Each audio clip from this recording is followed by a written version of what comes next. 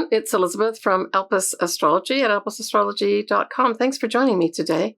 So today, this video is going to be about my take on the August 2023 astrology. So we've got 2 full moons this month, which is unusual, and 1 new moon. And we also have the sun going into Leo, which of course is where we've got our ongoing Venus retrograde.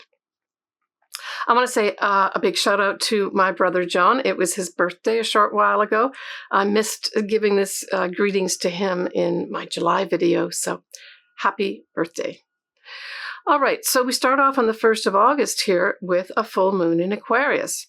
It'll be at 11:31 a.m. Pacific Daylight Time, and it will be at 9 Aquarius 15 minutes. And of course, because it's a full moon, the sun will be in the opposite sign, which is Leo. So the sun will be at 9 Leo 15 minutes. So when we look at Aquarius, it tends to be a neutral sign from the standpoint that it's not a big emotional thing. It does, though, like its independence and is willing to fight for freedom. It's all about humanitarian causes, for instance, scientific things as well. And really just being, in many ways, independent and free from the fetters of emotional things, just generally speaking. So at this full moon, something's going to come to light. Something is going to end. A culmination of some sort may happen. So what we have is Mercury and the Mars is going to be at this time in Virgo. So this says to me, fighting words, or at the very least, energy, that's Mars, being put into thoughts, into writing, or into communicating. So it looks like this type of setup would be a good time to analyze data and information. Now, Mercury itself will be exactly opposite Saturn. So this says to me some kind of opposition, literally, or challenges from those folks that, are the keeper of the rules and the regulations. We've got Mars trine Jupiter exactly, and so this is fortunate action. And then Pluto, of course, is the final degrees of Capricorn. It will be squaring those newly minted north nodes in Aries at 29 degrees. So I think this is really, to me, I got this feeling of this ushering in of this energy right at the beginning of August. And I think this whole month of August, by the way, is going to be, I think, very emotional. And it doesn't mean it's going to be emotional, bad emotional, but with the 2 full moons, and the fact that we've got a new moon in Leo and lots of Leo stuff happening, we speak of drama to some extent as well. And not all drama has to be bad either.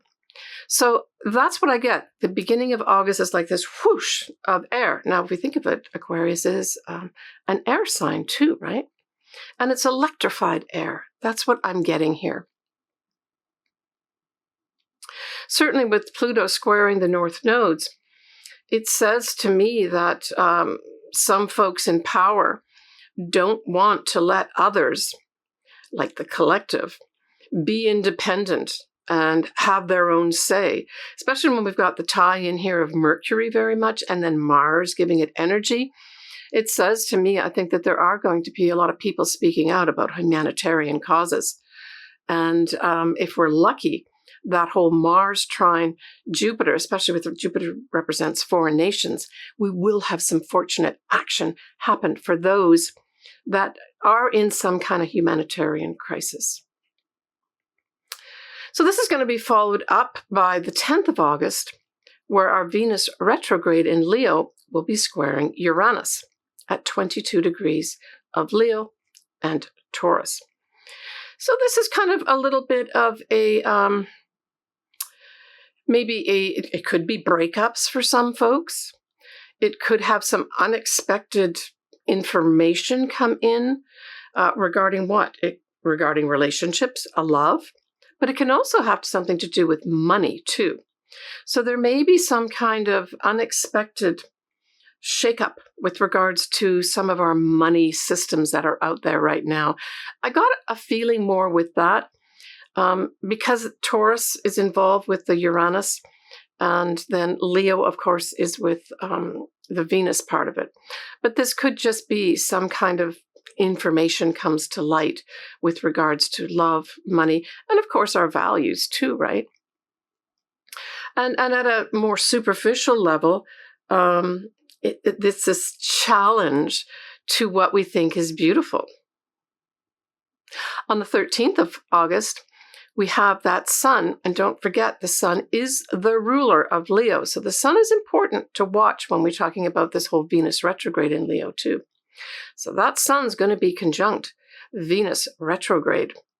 And I would say that's a significant day. So if you have anything in Leo, I would say, now this is going to be around the 21 degree mark of Leo.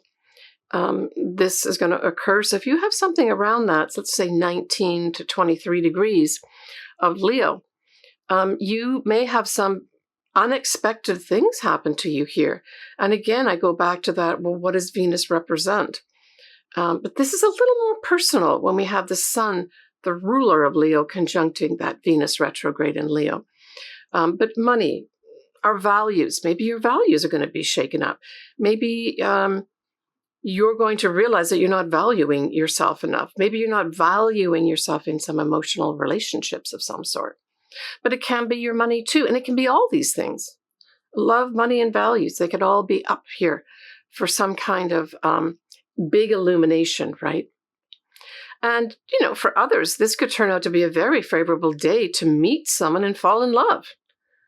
The sun, ruler of Leo, in Leo, conjunct Venus retrograde. I know it's a retrograde, and we tend to think of retrogrades not a good time to start something. Well, maybe it isn't a good time to have something solidify, but maybe you're going to have the spark there, and you have to go through a process during the summer of 2023, maybe right the way through September, October, where we'll still have Venus in Leo before things actually start to take some kind of shape, and maybe you can see a future with this relationship. On the 16th of August, we have our new moon in Leo. So happy new year to all you Leos. It'll be at 2:38 a.m. Pacific Daylight Time, and it will be at 23 degrees of Leo, 17 minutes. Now, what's interesting at this moon is that this conjuncts Madonna's own sun. So I think that this is going to mark for Madonna a new start. Maybe this will be the day, or around these days, she'll make the announcements of when her tour is actually going to, for sure, go on. Or maybe she's just going to take a whole new look at her life. But I'm telling you that this sets her up for a whole year of new starts. So good luck to her. Leo, as a sign, of course, is very much a sign about heart love, right? It rules the heart. The sun rules Leo. The sun is the center of our solar system, so it is the most important luminary out there. So this could be a really good time for some folks. I'm thinking especially Leos, just generally speaking, even if it's not conjunct this new moon, that because we have so much in Leo, there could be a very nice activation for a lot of Leos this year. Maybe that have been suffering from the squares that we've had ongoing too. But new starts, I got this feeling of really new starts here. And of course, this could be new starts for those folks who want to set up their own business. It could be new starts, say if somebody wants to get pregnant, because the whole Leo vibe rules these areas, right? So children, your own business, any kind of creative endeavors could be fantastic at this time. A good date to note here, right? So again, that's the 16th of August. Now, we will have the sun and the moon square Uranus. And so I think even though there's a lot of positiveness around this new moon in Leo, there could be sudden meltdowns in communications. Don't forget, Uranus is the higher octave of Mercury. So we're talking about communications and more electrified communications. Now, all over the planet, we're having all these heat waves and abnormal temperatures along with other types of weather conditions. So this might be some meltdown of some of the electrical grids that are being overused right now.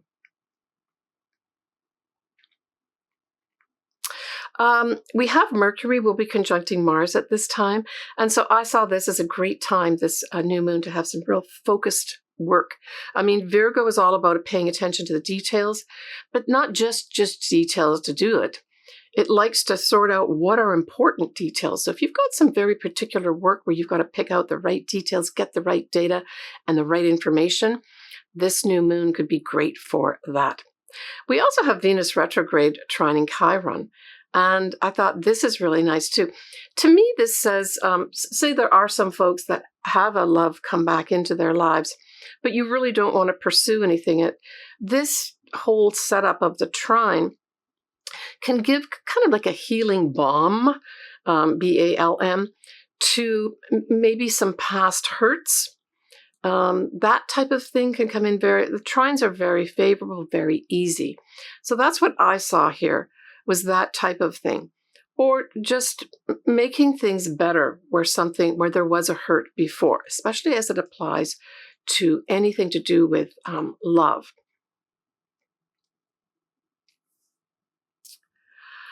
Okay, on the 17th of August, we have that Sun, which rules Leo, is also going to be squaring Uranus.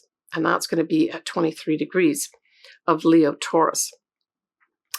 And so this is definitely some kind of shakeup. Now, the shakeup could come to things like royalty. There could be some kind of big shakeups, maybe in more than one different area. It rules drama and that type of thing. So we could talk about our royalty of the Hollywood royalty could have some major shakeups of some sort here. I mean, there's an ongoing writers' strike as well as other things going on in Hollywood. So this may just be another point where things boil up to the surface. And so this might be some real protests going on. On the 20th of August, that Sun in Leo will be nicely, though, trine the North Nodes in Aries. So the 20th of August follows on that heels of the square with Uranus. And so this is going to bring a solution for the destiny path. So again, going back to any kind of disruption that might happen around the 17th or unexpected surprises that aren't necessarily pleasant, we could, a few days later, have some favorable energy in here that helps you set on a path for your destiny that lets you be independent, but supports you at the same time. And I see this actually playing out in the whole Hollywood thing that's going on right now. All right, so on the 23rd of August, we have another retrograde. It's going to be Mercury going retrograde, and it will go retrograde at 21 degrees of Virgo till the 15th of September, where it'll go direct at 8 Virgo. So heads up for those Virgos. Mercury does rule your sign. It also rules Gemini too. But in particular, the Virgos, there's a combination of things when it affects you directly, Virgo. It could mean that you have to go back and look at data or information that has to be revised. You could have somebody come back to you from the past. Maybe a project was rejected and now it's coming back in again to be revised and brought back up again for some new reason of some sort. Or you just decide you want to go back on something and revise some of the data that you have or information that you collected in the past over that time period, from the 23rd of August to the 15th of September. But it isn't probably a good time to sign contracts if you can avoid it. But if it's something you had already set in motion prior to the retrograde, usually those things turn out fine. I didn't mention the day before this, on the 22nd of August, we have Venus retrograde squaring Jupiter. at 15 Leo and Taurus. And this is the second time this happens. Now, I don't really see this square as being bad or unfavorable. I think what this is going to bring in is maybe some tension with regards to some kind of Venus-related thing that might be going on in your life, and that may be a love relationship. It can have something to do with money as well. And in that case, if it is, it could be that maybe you overstepped your mark a little bit in terms of the risks that you took with regards to your money, and you have to dial back a bit. But I feel that this is favorable energy for a love relationship of any sort. And maybe this is just for some folks is going to see the progression of a love relationship, but that all of a sudden you say, well, wait a minute, I think I'm going too fast here. It's becoming so big so fast, I'm not sure. And so it might be that type of energy where it's, sometimes everything's just so good, you can't believe it's so good. Doesn't mean that it isn't good, by the way. It just means those feelings may come in at this time. Remember, at the beginning of this video, I said this is going to be a very emotional month where a lot of ahas will be happening and just a lot of feelings are going to be on the surface, right? Okay, so when we look at the 30th of August, we've got that final full moon, and it is in Pisces at 6:36 p.m. Pacific Daylight Time, and it is at 7 Pisces 25 minutes. Now, just prior to that moon becoming a full moon, it will be conjunct Saturn. As you recall, Saturn is in Pisces too. And so I think maybe on the 29th, if you've got this sort of indicated in any way in your chart, like say your sun is at this or your ascendant or maybe your midheaven, there may be some authority figure, some rule, some regulation that comes in to say, no, we're going to have to just stop that right now. We're going to have to put a delay on that. And then the next day, maybe you realize that, again, like an aha moment where you say, okay, I know I can't go forward with this right now, but what can I do? And so those sort of machinations may end up going on as well. Because we are going to have Mercury retrograde, but it'll be trining Jupiter. And so this may bring in some, useful thoughts, useful information that may be applicable in the future when, this whole Mercury retrograde goes direct. So I think it supports anything negative that happens with the moon conjunct Saturn. We will have a wide square between Venus and Jupiter. Again, I don't see this as a negative thing. I spoke about that also on the 22nd of August time period. Now, what is interesting, though, with the Venus retrograde is that it will be at the 12-degree mark of Leo. And recall, that is the degree that Venus will be going direct on the 3rd, 4th of September 2023. So I just saw that as another kind of maybe, I'm thinking pieces of information may be coming in, or you attract something in that's important for you to know. The Venus is still retrograde, but because it's actually at that point, Venus is now beginning to think of, I can now move forward with what? With this relationship. With not doing this relationship. With some kind of money situation that you might be in. Or move forward with a new value system. Or move forward with a new you. Where you say, okay, I've taken a few months to figure out how do I want to change my image? How do I think I want to look to be beautiful, to feel beautiful? And so you may be getting that type of thing happening where you can say, okay, in a few days' time, I can pull the trigger on this and show and do what I want to do, right? Now, at this full moon, we have a yod formed as well. But this time, the yod is formed with Uranus and Neptune as anchors, pointing at the south node up there in Libra. And so I saw this as an enlightenment and an inspiration for some folks to let go of a relationship, because we've got it's pointing at Libra. Libra is ruled by Venus. It's all about relationships. But it could also be pointing at changing up and doing something different. Uranus says, let's change this. And Neptune, of course, is the higher octave of Venus. So that's how I saw this yod. I saw this as a very positive yod, that for those folks that maybe want to change up, either the way they do love, the way they've been receiving love, giving love, this could give you a real opportunity to put some of that literally in the past and to move forward. All right, so let's take a little peek at September 2023. So Venus is going to be going direct at 12 degrees on the 3rd, 4th September. And at the same time, Jupiter will go retrograde. We will have Mercury go direct. We have a new moon in Virgo and a full moon in Aries. All right, next I'm going to do individual signs, just a few minutes of your ascendant and or your sun sign, whichever one resonates with you, you should listen to. And maybe it might be good to listen to both your sun sign as well as your ascendant.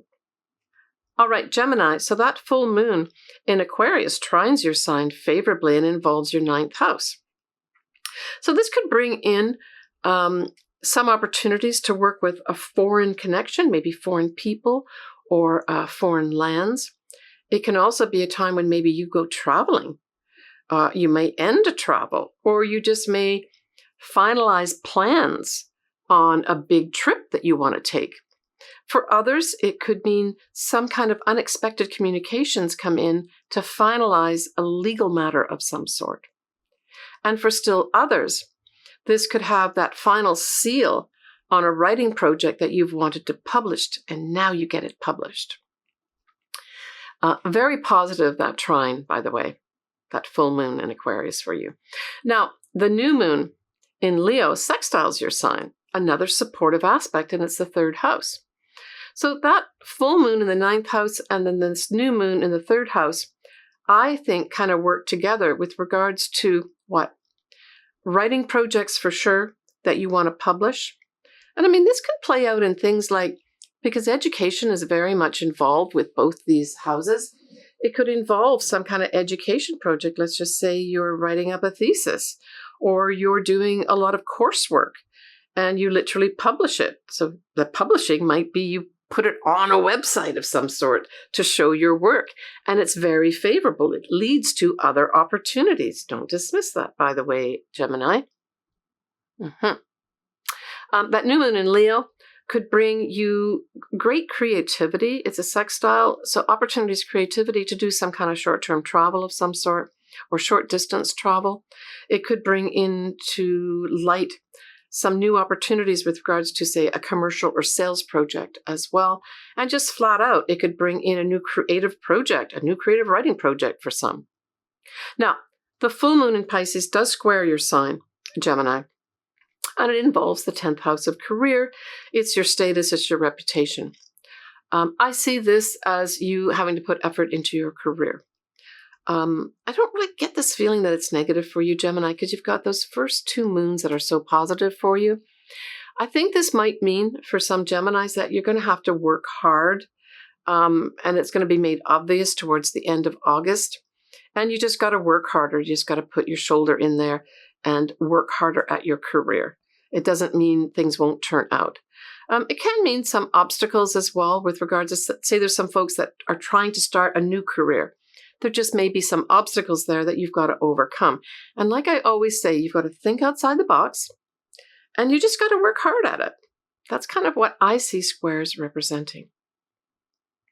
Now, that Mercury retrograde in Virgo also squares, and it squares your 4th house, or involves your 4th house. So there could be something that, and I see this as maybe irritations regarding what? The home that you live in, your family, your mother, all these things may come up also to provide some challenges with regards to what?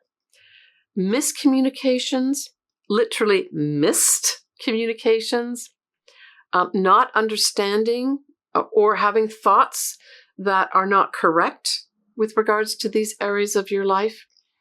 But know that it's going to be around the third week of September that this should all be cleared up. So if there's miscommunications, missed communications, anything to do with maybe thoughts, negative thoughts, these should all be cleared up later on in September.